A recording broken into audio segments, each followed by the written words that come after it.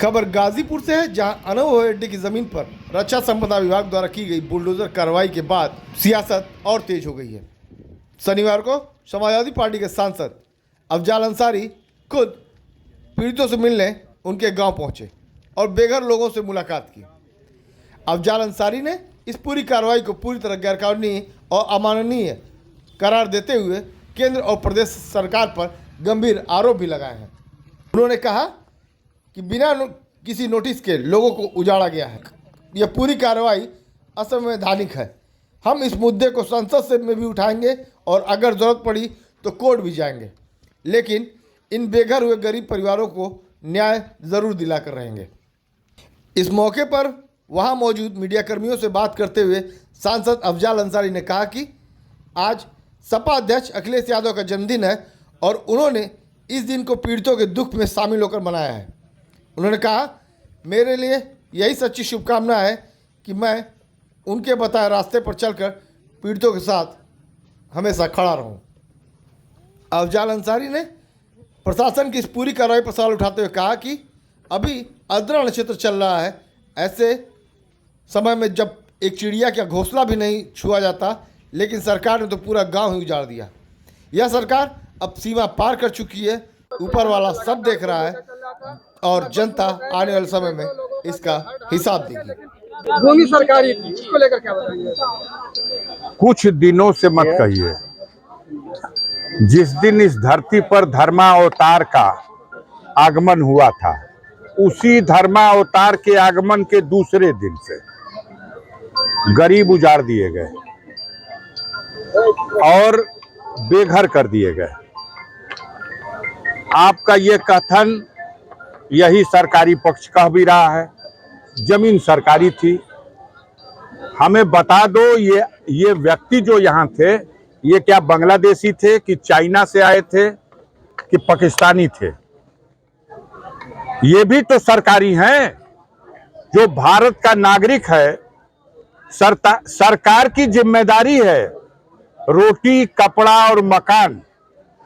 जिस मकान में वो अपने पिता के समय से 75 साल 100 साल से रह रहा है, ये जमीन, याद करिएगा मैं जो बात कर रहा हूं, ये जमीन भारत सरकार ने नहीं एक्वायर किया है। ये जमीन ब्रिटिश हुकूमत ने एक्वायर किया था। जब देश पर अंग्रेजों का शासन था तब ये जमीन एक्वायर हुई थी और तब ये हवाई पट्टी बनी थी, या गौसपुर और फिरोजपुर की हवाई पट्टी बनी थी। हाँ, देश आजाद हो गया तो अब ये संपत्ति भारत सरकार की संपत्ति है। भारत सरकार तो बड़े दिल वाली सरकार है। ये कहती है पाकिस्तान, बांग्लादेश, अफगानिस्तान से भी लोग आएंगे तो हमारा दिल बहुत बड़ा है, हम उन्हें भारत की नागरिकता देंगे, उनके रोटी, कपड़ा और मकान का प्रबंध करेंगे। अपने देश के नागरिकों के साथ बिना किसी पूर्व सूचना, पूर्व नोटिस, बिना किसी कानूनी कार्रवाई को पूरा किए एक बैक बुलडोजर ला करके उनको गिराने का जो काम हुआ है, यह गैर संवैधानिक तरीका है, गैर कानूनी तरीका है। और कानून के रक्षकों ने गैर कानूनी ढंग अपना करके गरीबों को उजाड़ा है। उनके सर से, उनके बच्चों के सर से उनकी छत हटा दी है। ये महापाप है। अद्रा नक्षत्र में एक चिड़िया का भी घोंसला नहीं उजाड़ा जाता कि वो अपने बच्चों को कहां ले जाएगी। और इतने गरीबों का घर उजाड़ा गया। यहां जो बड़े लोगों का अतिक्रमण है, उनके तो कान में कनफुसकी कर ली गई कि देखिए नापी में आपका आ गया है, आधा बचा देंगे और आधा कुछ दिन के बाद आप हटा लीजिएगा। इस गरीबों को आप कम से कम इस बरसात के मौसम में तो न उजाड़ते, एक नोटिस दे दिए होते और उस नोटिस का जवाब भी सुन लेते।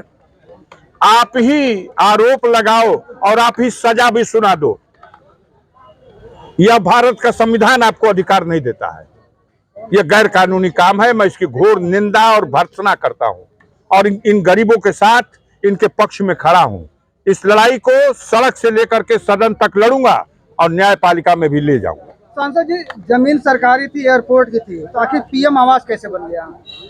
ये तो आप पूछिए क्यों नहीं अब तक सस्पेंड हुए सीडीओ, डीडीओ, बीडीओ? उन्होंने प्रमाणित किया है कि यह जमीन, इसका मकान बनाया जाए, इसके पुरखों की जमीन है। तो जमीन उसके पुरखों की है तो आज कैसे सरकारी हो गई?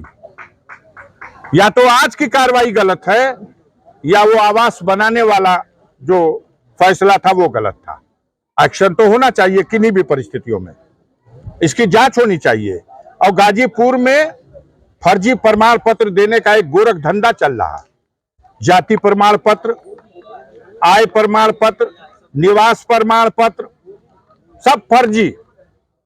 जन्म प्रमाण पत्र, मृत्यु प्रमाण पत्र, कई मामले तो आप लोगों ने उठाए हैं, कई मामले उठाए हैं। इसकी बड़े पैमाने पे जांच होनी चाहिए। मैं तो कहूंगा सीबीआई से जांच होनी चाहिए। और जो ये गोरख धंधा चलाने वाले लोग हैं, इनके खिलाफ सख्त कार्रवाई होनी चाहिए।